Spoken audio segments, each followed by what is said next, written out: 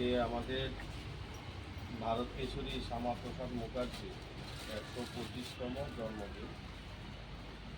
১৯০১ সালে কলকাতার ভবানীপুর গ্রামে উনি জন্মগ্রহণ করেছিলেন।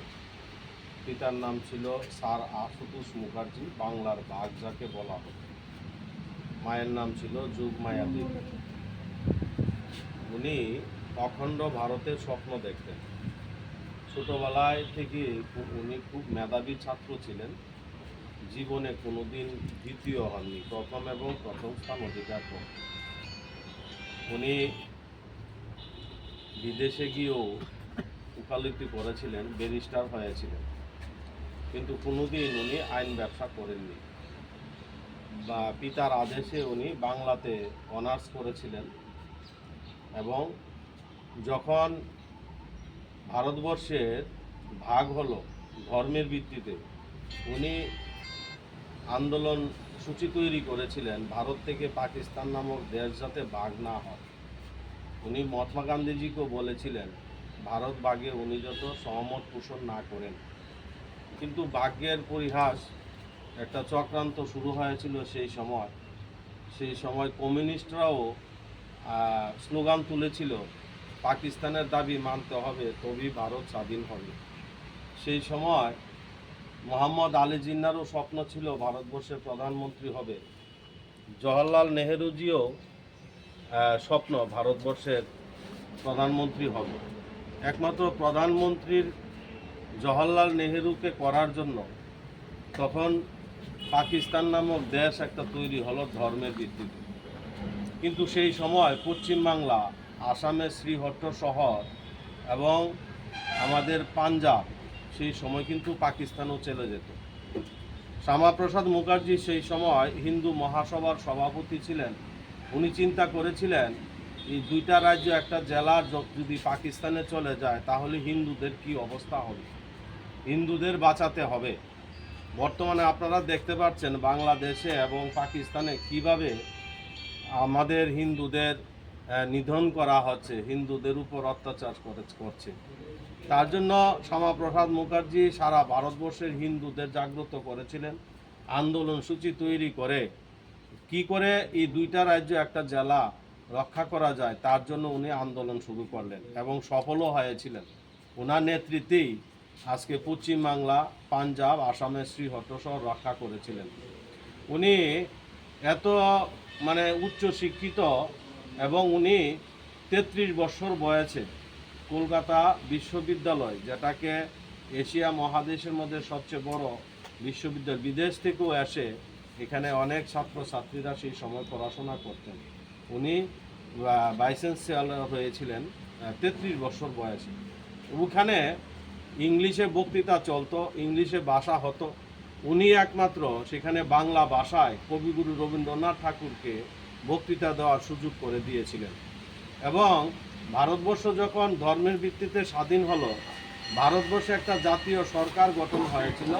এই সরকারের প্রধানমন্ত্রী ছিলেন জওহরলাল নেহেরুজি এবং উনি ওই মন্ত্রিসভায় শিল্প ও বাণিজ্য মন্ত্রীর দায়িত্ব পেয়েছিলেন। শিল্প ও বাণিজ্য মন্ত্রীর দায়িত্ব পেয়ে উনি বিশেষ করে পশ্চিমবাংলাকে কি করে শিল্প নগরী করা যায়, এশিয়া মহাদেশের মধ্যে সর্ববৃহৎ শিল্প নগরী বানিয়েছিলেন। সেই সময় দুর্ভাগ্যের বিষয়, সেখানে ৩৪ বছর বাম শাসনে পশ্চিমবাংলায় শিল্প নগরীকে ধ্বংস করে দিয়েছিল। অখণ্ড ভারতের উনি যেমন স্বপ্ন দেখতেন, সেই সময় কাশ্মীরের রাজা হরি সিং ভারতবর্ষের বিলিয়ন পত্রে স্বাক্ষর করেছিলেন। কাশ্মীরের রাজা হরি সিং যখন ভারতবর্ষের বিলিয়ন পত্রে স্বাক্ষর করেন, সেই সময় কিন্তু শেখ আবদুল্লাহ, যে শেখ আবদুল্লাহ জওহরলাল নেহেরুর প্রিয় বন্ধু ছিলেন, দিল্লিতে তারা একই কলেজে পড়াশোনা করতেন।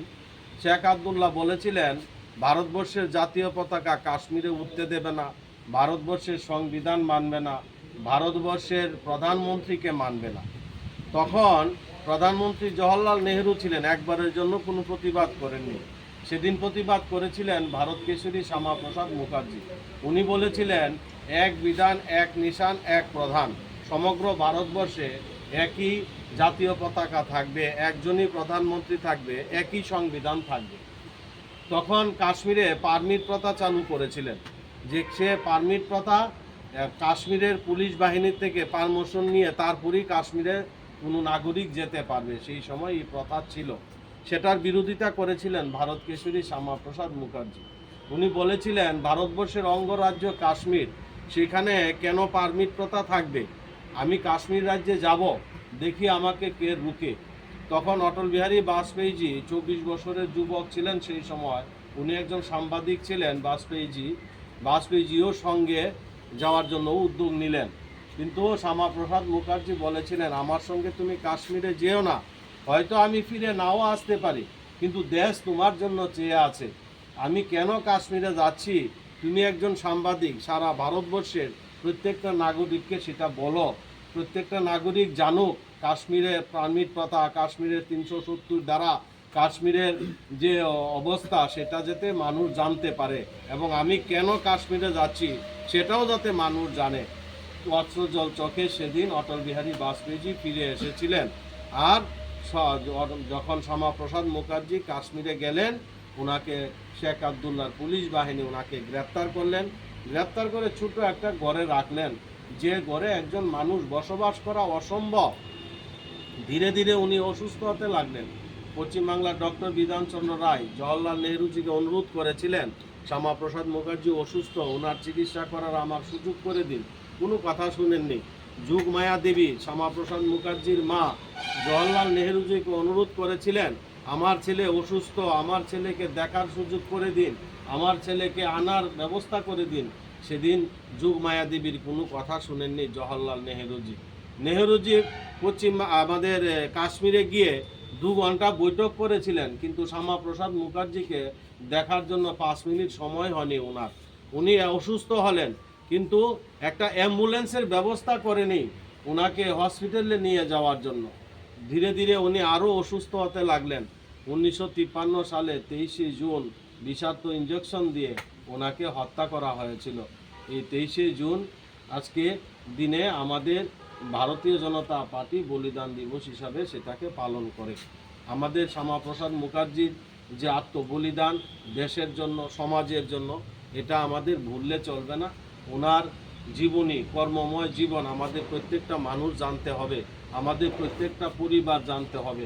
আজকে যে আমরা ত্রিপুরা রাজ্যে বসবাস করছি, আমরা সুন্দরভাবে থাকছি, সেটাও শ্যামাপ্রসাদ মুখার্জির জন্য।